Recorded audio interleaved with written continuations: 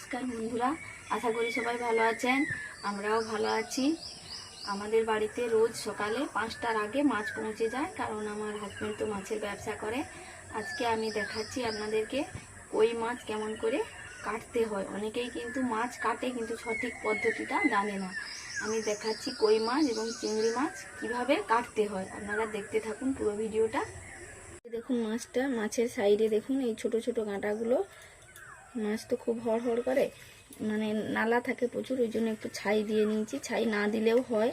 এবার মাছটাকে দেখুন, এই মাছটাকে উল্টো দিকে ধরবেন। মাছের কাঁটাগুলো দেখছেন এইরকম হয়ে থাকবে। তারপর এদিক থেকে এরকম করে কেটে দেবেন, কাটতে সুবিধে হবে। আর সোজা দিকে এরকম করে কাটলে কাটতেই পারবেন না। এই উল্টো দিক থেকে এরকম কেটে দিলেন।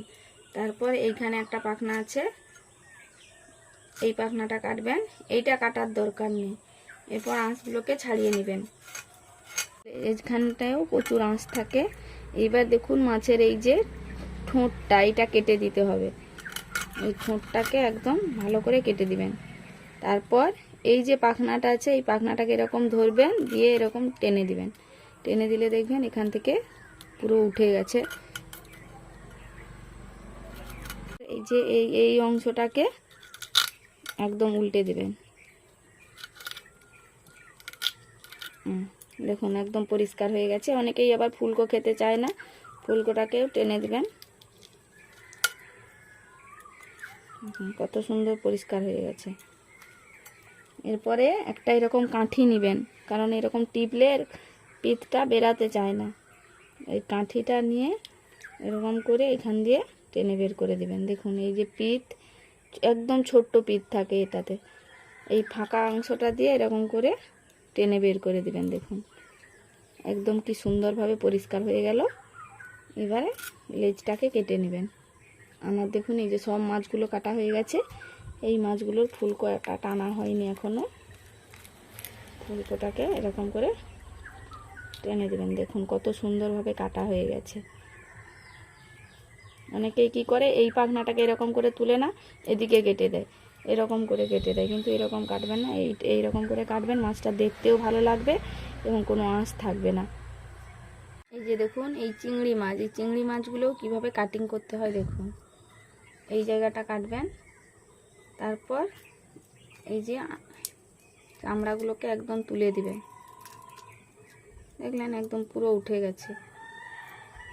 এইগুলো হচ্ছে বরফের চিংড়ি। দিয়ে এইখানে এই যে এইটা থাকে, এইটাকে এদিক দিয়ে কেটে দিবেন। কাটার পর দেখেন এখানে একটা কালো একটা অংশ আছে, এই অংশটা দেখলেন কি বেরাচ্ছে, এইটাকে বের করে দিবেন। তারপর মাছটাকে এখানে একটু কাটবেন। কাটলেন দেখে এই শিরাতে একটা কালো নালা থাকে, এই নালাটাতে একদম খাবার আর বাজে একটা জিনিস ভর্তি থাকে। দেখুন এই যে কাটার পর দেখছেন তো এই নালাটা, দেখুন পুরো খাবার আর পায়খানা ভর্তি থাকে। একদম পরিষ্কার হয়ে গেছে। এবার এবার দেখুন অনেকে কি করে, এইখানে কেটে দিয়ে, এইগুলো একটু কেটে দিয়ে এরকম করে রেখে দেয়। কিন্তু এই শীত দাঁড়াতে দেখুন এইখানে দেখছেন কালো অংশটা, এই কালো অংশটাকে না বের করলে, আর এই মাথাতে এইখানে একটা কালো বর্জ্য পদার্থ থাকে, এটাকে বের করে দিতে হয়। দেখুন এইরকম করে একটু কাটতে হয়।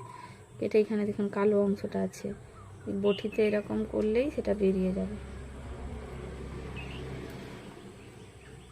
এই দেখুন দেখছেন বেরিয়ে গেছে। তারপর একটু চামড়া তুলতে হবে, মানে তুলে দিতে হবে। তুলে দেওয়ার পরে দেখুন এই যে কালো নালাটা থাকে, এই মাছের পায়খানা ভর্তি থাকে।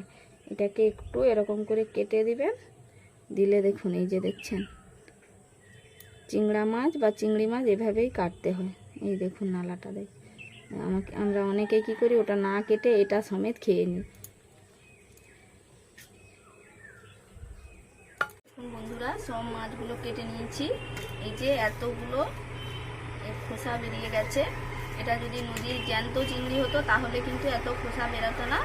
এগুলো হচ্ছে আমাদের এখানে নদীর জ্যান্ত চিংড়ি খুব কম পাওয়া যায়। এটা বরফের চিংড়ি, বরফের চিংড়ির জন্য এটাকে ভেনামিন বলে, তার জন্যই এত খোসা বেরিয়ে গেছে। নদীর জ্যান্ত চিংড়ি হলে কিন্তু তখন এত খোসা বেরোতে না। এই যে এটা দেখুন, এটা হচ্ছে আমাদের এখানে আমরা এটা বাঁশ দিয়ে বোনা, বাঁশের ঠাকা বলে থাকি। এটাতে করে মাছ ধুলে মাছ খুব সুন্দর পরিষ্কার হয়। এটাতে করে মাছ ধুলে মাছ পরিষ্কার হয়, কারণ এই যে বাঁশের ঝুড়ি তো, একটু এরকম করে ঘষে দিলেই একদম পরিষ্কার হয়ে যাবে, সুন্দর হয়ে। আর এই ঠাকাগুলোতে যখন আমরা মৌরলা মাছ বা ছোট ছোট পুঁটি মাছ, যে কোনো ছোট মাছ ধুলে এরকম মাছ দিয়ে এরকম করে ঘষে দিলে মাছের ছোট মৌরলা মাছের আঁশ তো বটি দিয়ে ছাড়ানো যায় না, এই ঠাকাগুলো দিয়ে ধুলে একদম পরিষ্কার চকচক করে। কিন্তু প্লাস্টিকের ঠাকাতে বা অন্য কিছুতে এতটা পরিষ্কার হয় না। তো আমরা এখানে এটাকে বাঁশের ঠাকা বলে থাকি। প্রত্যেকের এলাকায় নিজ নিজ ভাষায় অন্য কিছু বলে থাকে। আপনাদের এলাকায় এটাকে কি বলে কমেন্ট করে জানাবেন। তো এখন আমি মাছগুলোকে ধুয়ে পরিষ্কার করে নিয়ে আসি। ভিডিওটা আর বাড়াবো না, এখানেই শেষ করছি। আপনারা সবাই ভালো থাকবেন, সুস্থ থাকবেন। চ্যানেলটাকে প্লিজ সাবস্ক্রাইব করে নেবেন।